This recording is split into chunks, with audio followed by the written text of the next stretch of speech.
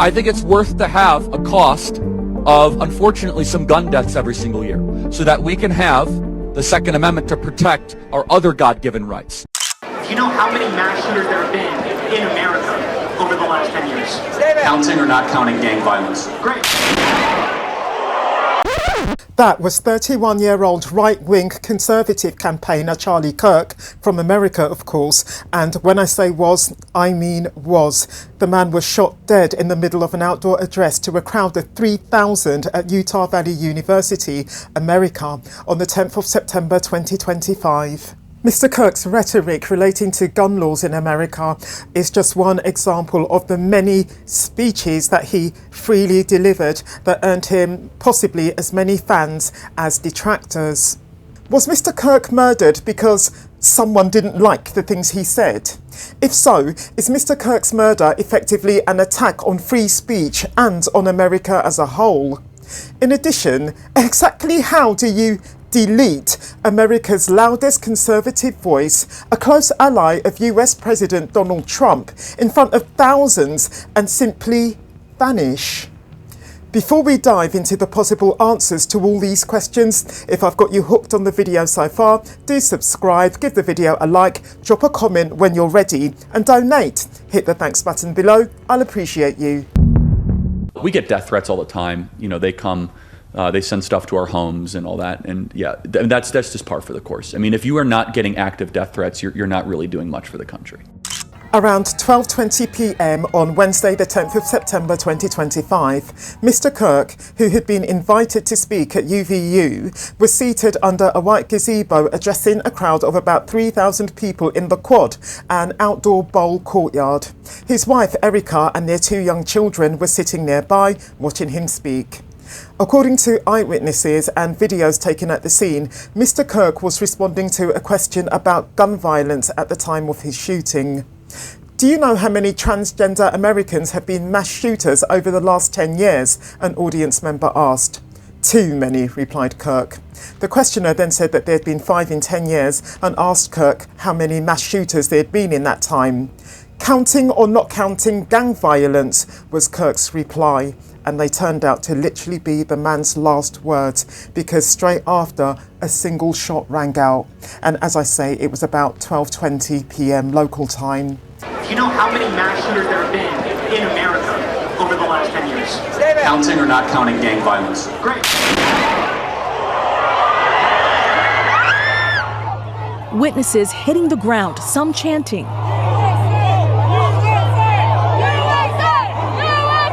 Kirk's own private security detail took him from the location, a witness capturing the moment on video. I pulled out my phone and recorded the security putting Charlie in the vehicle. I looked at his face and it was lights out. I mean, his eyes closed. He fell back. He did not move. President Trump says Mr. Kirk's killing was an assassination, a murder of someone famous and or important, usually for political reasons. To my great fellow Americans, I am filled with grief and anger at the heinous assassination of Charlie Kirk on a college campus in Utah. Was it? Kirk wasn't himself in government, and the party that he supported is. So what was there to gain politically from killing him? Are there not, furthermore, about 1 million other Charlie Kirks, if you like, all on standby, ready to step into Mr. Kirk's shoes? Not that this means that Mr. Kirk's murder wasn't an assassination, and of course just about everyone is assuming that Mr. Kirk's political influence is why he was killed.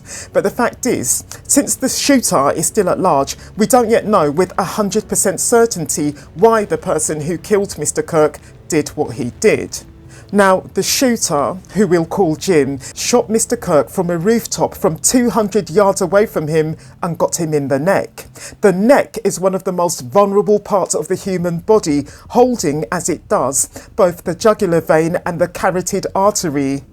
Mr. Kirk was immediately rushed to hospital and rapidly operated on, and then said to be in critical condition.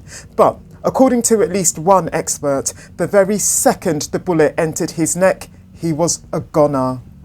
Jim was, quite obviously, a trained professional. He struck his target with military precision and is thought to have been seen running across the roof after perpetrating his act. The two suspects who were arrested straight after the murder have since been released without charge. At the time of this recording, in the urgent hunt for Jim being carried out by both the police and the FBI, the UVU campus has been locked down while heavily armed police go door to door making inquiries. Through their meticulous review of hours and hours of CCTV footage, meanwhile, investigators have identified this young man as a person of interest and have, of course, urged anyone who thinks they know him to get in touch. But who was Charlie Kirk? If you're not engaged with politics, you've probably never even heard of Charlie Kirk before now. The man wasn't exactly what you might call a household name. Charlie Kirk dropped out of university to found a student organisation intended to rally the right-wing vote amongst the young. In full exercise of his free speech, he said that a woman should do whatever her husband says because he's the one in charge, not her.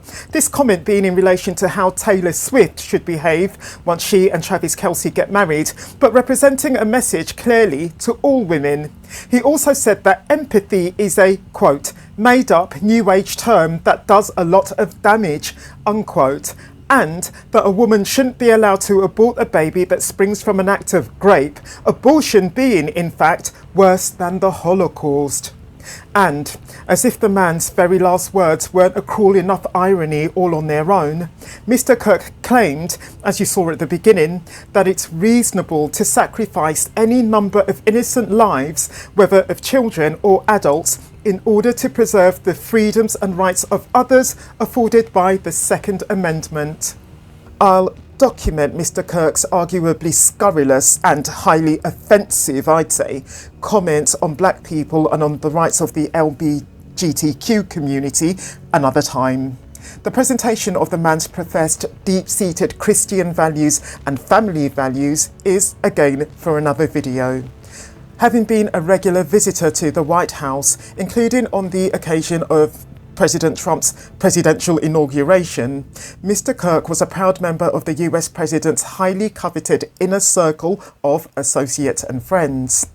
Mr. Kirk became known for holding open-air debates on campuses across the country, fielding rapid-fire questions in a signature change my mind style, exactly as he was doing on the day that he was shot, Wednesday the 10th of September 2025. The man naturally had many critics who saw him as a divisive figure that promoted controversial and, at times, conspiratorial beliefs, such as the false claim that the 2020 election was stolen from Donald Trump.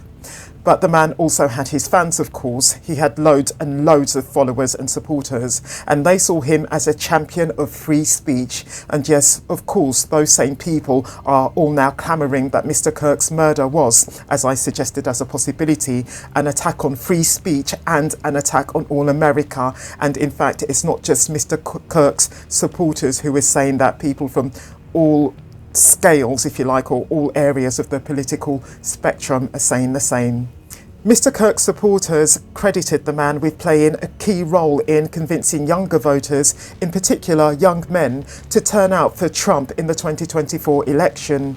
In line with that, Republicans valued the man's contribution to MAGA, the Make America Great Again movement.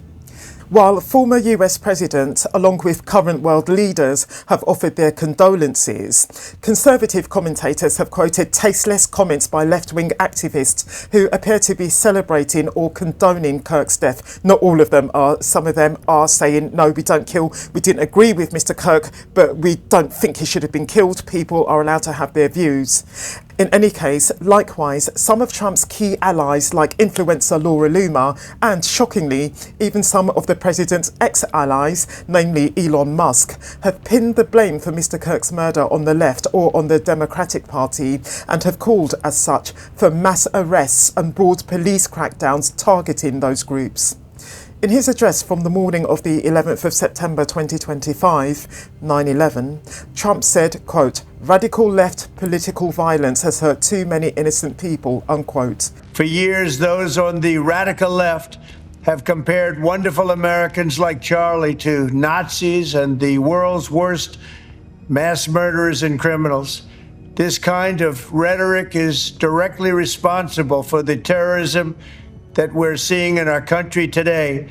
and it must stop right now. What Mr. Trump didn't do, though, was to mention the recent violent attacks that have been motivated by far-right ideas. The dispute spilled out into Congress, where shouting broke out after a moment of silence being held for Mr. Kirk. Representative Anna Paulina Luna, a Republican and Trump ally, accused Democratic colleagues of spreading hateful rhetoric. Straight after, though, House Speaker Mike Johnson, who's also a Republican, angrily called for order. Let's wait a minute. The House will be in order. The House will be in order. Shh. The House will be in order. Mr. Kirk's murder is the latest in a string of high-profile attacks against political leaders in the US, including 2 attempted assassinations on Trump during his 2024 election campaign. The president was injured in the air after he was shot at a rally in Butler, Pennsylvania last July, and authorities say that they thwarted a second attempt on his life at his West Palm Beach golf course 2 months later. In June, Minnesota's top Democratic legislator and her husband were murdered in their home. In April, Pennsylvania Governor Josh Shapiro's house was burned in an arson attack while the Democrat and his family slept inside. Other incidents this year include politically motivated fire attacks on Tesla dealerships and the killing of 2 Israeli embassy staffers in Washington. In 2022, the husband of the then House Speaker Nancy Pelosi was bludgeoned with a hammer after a man broke into the couple's home looking for the top-ranking Democrat with the intention of taking her hostage. The whole world has commented that Mr. Kirk died by his very own words. Let Americans keep their guns, even if some people, unfortunately, get killed by guns. In your opinion, what, if anything, will it take to, so to speak, de-gun or ungun America? And is Mr. Kirk's murder an act that undermines free speech and terrorises the USA as a whole? If this video has gripped you, I recommend you to watch this one next. I'll meet you there.